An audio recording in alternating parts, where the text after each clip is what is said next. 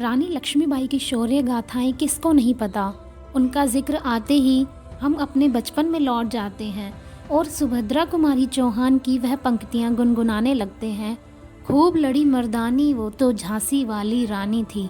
तो आइए सुनते हैं इतिहास के पन्नों में स्वर्ण अक्षरों में दर्ज रानी लक्ष्मीबाई की हिम्मत, शौर्य और देशभक्ति की कहानी हमारे चैनल लर्निंग फैक्ट पर।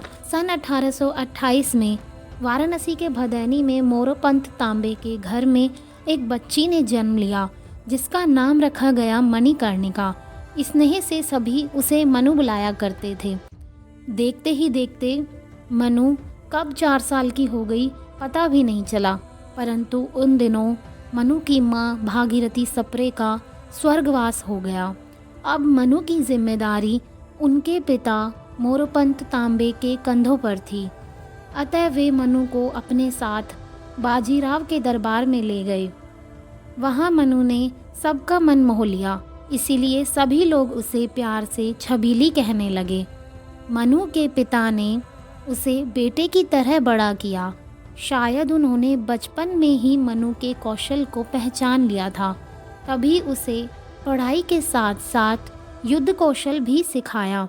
धीरे धीरे मनु घुड़सवारी, तीरंदाजी और तलवारबाजी में पारंगत होती गई और एक योद्धा की तरह कुशल हो गई। सन 1842 में 14 साल की उम्र में मनु का विवाह झांसी के राजा गंगाधर राव निम्बालकर के साथ हुआ और इस प्रकार वे झांसी की रानी बन गई। उनका नाम बदलकर लक्ष्मीबाई कर दिया गया। सन 1851 में रानी लक्ष्मीबाई को पुत्र रत्न की प्राप्ति हुई, परंतु मात्र 4 महीने की आयु में ही उसकी मृत्यु हो गई। उधर गंगाधर राव का स्वास्थ्य बिगड़ता जा रहा था। स्वास्थ्य बहुत अधिक बिगड़ जाने पर उन्हें दत्तक पुत्र लेने की सलाह दी गई और उन दोनों ने वैसा ही किया। पुत्र को गोद में लेने के बाद 21 नवंबर 1853 को गंगाधर राव परलोक सिधार गए। उनके दत्तक पुत्र का नाम दामोदर राव रखा गया।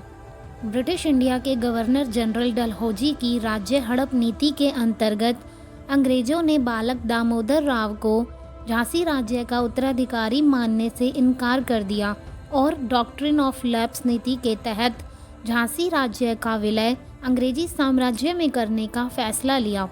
अंग्रेजों ने झांसी राज्य का खजाना जब्त कर लिया। अंग्रेजों ने रानी लक्ष्मीबाई को झांसी का किला छोड़ने को कहा। जब अंग्रेजी दूत रानी के पास किला खाली करने का फरमान लेकर आए तो रानी ने गरजकर कहा कि मैं अपनी झांसी नहीं दूंगी।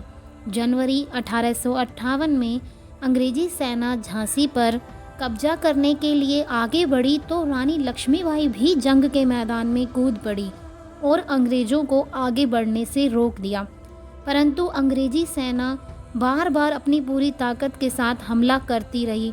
रानी लक्ष्मीबाई की सेना युद्ध करते करते थक गई।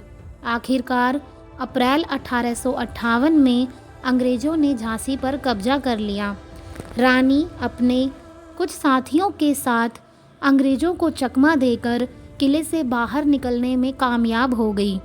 रानी लक्ष्मीबाई व उसकी सेना कालपी पहुंची और वहां ग्वालियर के किले पर कब्जा करने की योजना बनाई।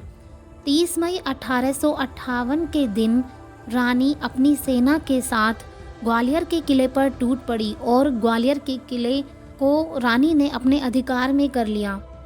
1 जून 1858 को ग्वालियर के किले पर रानी का अधिकार हो गया। यह अंग्रेजों की बहुत बड़ी हार थी। अंग्रेजों ने ग्वालियर के किले पर हमला कर दिया। रानी ने भीषण हाहाकार मचाई। बिजली की भांति रानी लक्ष्मीबाई अंग्रेजों का सफाया करती हुई आगे बढ़ती जा रही थी। ग्वालियर की लड़ाई का दूसरा ही दिन था। रानी लड़ते लड़ते अंग्रेजों से चारों ओर से घिर गई। वे एक ऐसे नाले के पास आ पहुंची जहां आगे जाने का कोई रास्ता नहीं था। रानी अकेली थी और सैकड़ों अंग्रेज सैनिकों ने मिलकर रानी लक्ष्मीबाई पर वार करना शुरू कर दिया। रानी घायल होकर गिर पड़ी, लेकिन अंग्रेजों को आगे बढ़ने नहीं दिया और मरते मरते भी उन्होंने उन सैनिकों को मार गिराया। लक्ष्मीबाई नहीं चाहती थी कि उनके मरने के बाद उनके शरीर को अंग्रेज छू पाएं। वहीं पास में ही एक साधु की कुटिया थी।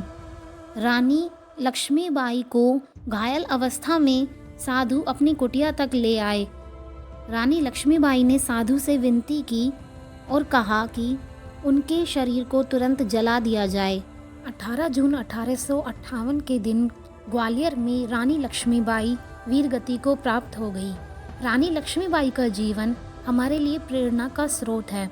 तो दोस्तों, रानी लक्ष्मीबाई के लिए एक लाइक तो बनता ही है। यदि आपको वीडियो पसंद आई हो तो इसे अपने दोस्तों के साथ ज़रूर शेयर करें और हमारे चैनल को सब्सक्राइब करना ना भूलें। वीडियो को अंत तक देखने के लिए आपका बहुत बहुत शुक्रिया।